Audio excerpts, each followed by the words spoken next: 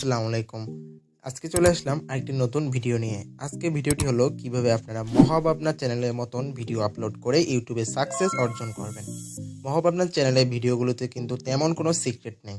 শুধু সিক্রেট হলো unique content, unique voice over এবং ইউনিক এডিটিং। এবং সবচেয়ে মজার বিষয় হলো এই ধরনের ভিডিওতে কম্পিটিটর খুবই লো।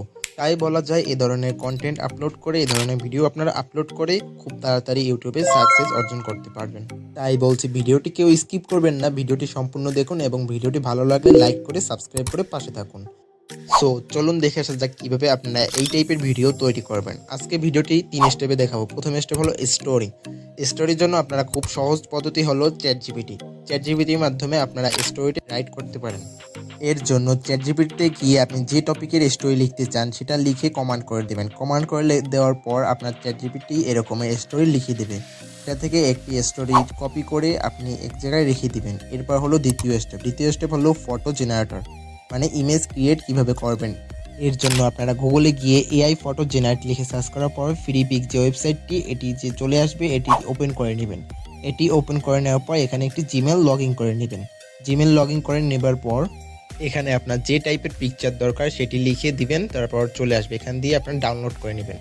এরপর হলো 3 নাম্বার স্টেপ। 3 নাম্বার স্টেপ হলো আপনারা কিভাবে এই যে ইমেজগুলো ডাউনলোড করেছেন এগুলোকে ভিডিওতে কনভার্ট করবেন, মানে অ্যানিমেশন ইমেজ থেকে অ্যানিমেশন ভিডিওতে কিভাবে কনভার্ট করবেন।